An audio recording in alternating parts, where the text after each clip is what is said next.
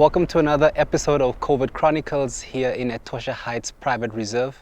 And we are joined today by Dr. Aschenborn from the School of Veterinary Science at the University of Namibia. And he will just take us through what happened today where we were dutting animals.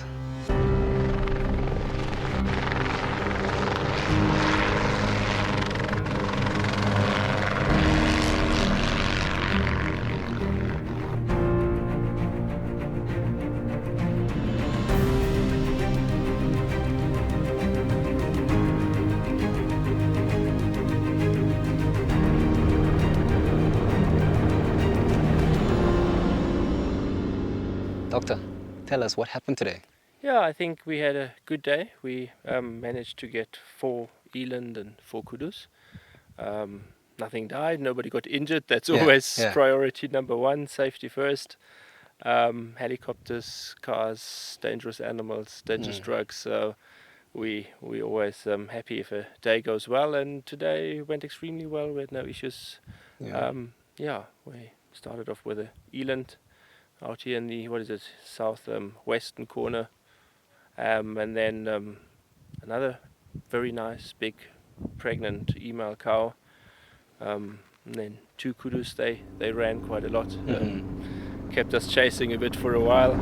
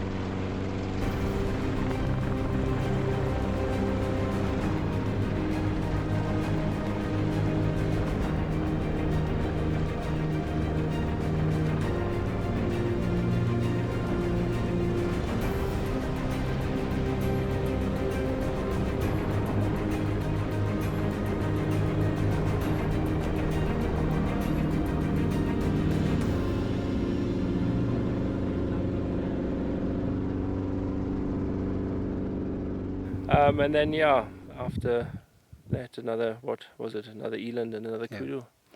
Quite successful for the day. No, I think it kept us all fit after today's exercise. But just touching on one of the elands, it was a bit of a mission to get her down. I think you had to dot like 3 times while you're in the helicopter. But why was that the case? Yeah, it's always a bit difficult when you start on a new place for the first time. Last year, this time, the animals were really, really thin. Very few of them were pregnant. After the good rains we had, luckily, at least in some parts of the country this season, the animals are very different conditions. So, and heavily pregnant. And then sometimes they don't go down very easily. And then you don't want to overdose, but you also sometimes don't want to give too little. So we had to fill around a bit and get the dosages right. And she was extremely big. She was huge. You saw her. She's like a beautiful specimen of an eland. We had that huge female, and then later we didn't go for the biggest females in the herd. It was also interesting to see she was definitely the leading cow in the group. All the other youngsters wanted to stick around, didn't want to leave even when the chopper was very close to her. So we get the leading cow there, so it'll be quite interesting to see her movements and follow up what she's up to. Okay. So as well, part of the study, I saw the students that are with the whole program were also taking some samples, some nasal swabs, some droppings, as well as blood. But what is that going to be used for? I thought we were looking at migration and... Yeah, we while we have the animals, it's always good to collect as much as possible, because the capture is stressful to the animal, and ethically it is important that you make the most of each capture. It is also always a risk to the animal, even though we normally don't have problems, but we have to keep in mind it is a potential risk. So from a scientific point of view, even if you don't have a plan for every sample, you should collect as much as possible and keep it in a biobank and then use it in the future for project research. Then you don't need to re-immobilize some additional animals if you need samples.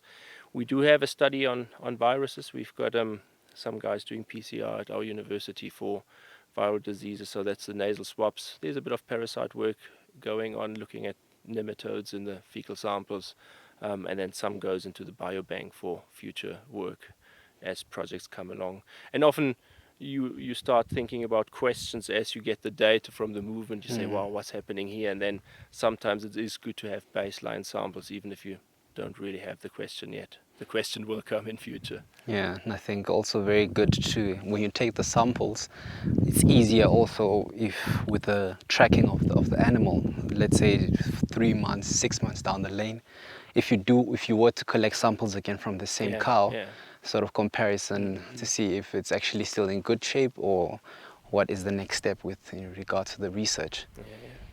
When we have our students do undergrad research projects, and if we have enough material, it helps also there to put them onto some sensible project. And we feel obviously wildlife is very sensible, so we try to collect as much as possible material that they can work on in future then. Okay. And training, I mean, sampling is part of the job later, so we try to give each student the opportunity to collect each sample and process the samples, keep the records, do the drugs, so get all aspects of the job. Practical work to the theory. Yep.